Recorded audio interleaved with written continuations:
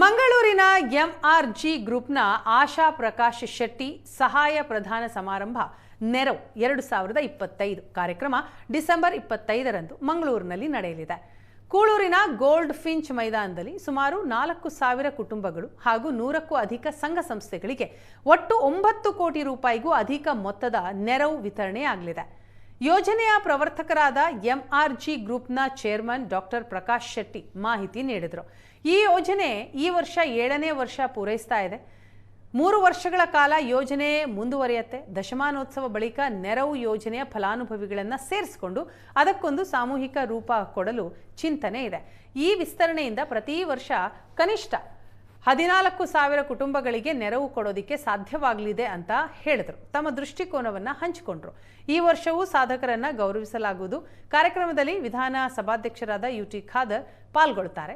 ಚಲನಚಿತ್ರ ನಿರ್ಮಾಪಕರಾದ ಅಶ್ವಿನಿ ಪುನೀತ್ ರಾಜ್ಕುಮಾರ್ ಭಾಗವಹಿಸುತ್ತಾರೆ. ಮೂಡಬಿದಿರೆಯ ಆಳ್ವಾಸ್ ಎಜುಕೇಷನ್ ಟ್ರಸ್ಟ್ನ ಡಾಕ್ಟರ್ ಮೋಹನ್ ಆಳ್ವಾ, ಕಾಪು ಶಾಸಕ ಗುರ್ಮೆ ಸುರೇಶ್ ಶೆಟ್ಟಿ, ಎಂಆರ್ಜಿ ಗ್ರೂಪಿನ ಆಡಳಿತ ನಿರ್ದೇಶಕ ಗೌರವ್ ಪಿ ಶೆಟ್ಟಿ ಅಂದಿನ ಕಾರ್ಯಕ್ರಮದಲ್ಲಿ ಉಪಸ್ಥಿತರಿರ್ತಾರೆ ಅಂತ ವಿವರಿಸಿದರು. ಆರೋಗ್ಯಕ್ಕೆ ಮತ್ತು ಶಿಕ್ಷಣಕ್ಕೆ ಅರ್ಹರಿರುವವರನ್ನು, ಅವರಿಗೆ ಅನಿವಾರ್ಯತೆ ಇರುವವರನ್ನು ಗುರುತಿಸಿಬಿಟ್ಟು ಒಂದು ಕುಟುಂಬಕ್ಕೆ 10,000 ರೂಪಾಯಿಯಿಂದ ಹಿಡಿದು 1 ಲಕ್ಷ ರೂಪಾಯಿವರೆಗೂ ಈ ಸಲ ನಾವು ಅಲಾಟ್ಮೆಂಟ್ ಮಾಡಿದ್ದೇವೆ, ಅಲೋಕೇಶನ್ ಮಾಡಿದ್ದೇವೆ. ಸಾಮಾಜಿಕ ಸೇವಾ ಚಟುವಟಿಕೆಗಳು ಮಾಡುವಂತಹ ಒಳ್ಳೊಳ್ಳೆ ಸಂಘ ಸಂಸ್ಥೆಗಳನ್ನು ಗುರುತಿಸಿ ಅವರಿಗೂ ಕೂಡ ಈ ವರ್ಷ 1 ಲಕ್ಷದಿಂದ 5 ಲಕ್ಷ ರೂಪಾಯಿವರೆಗೆ ಅವರಿಗೆ ಚೆಕ್ ಮುಖಾಂತರ ಕೊಡುವ ವ್ಯವಸ್ಥೆಯನ್ನು ಈ ಸಲ ಮಾಡಿದ್ದೇವೆ.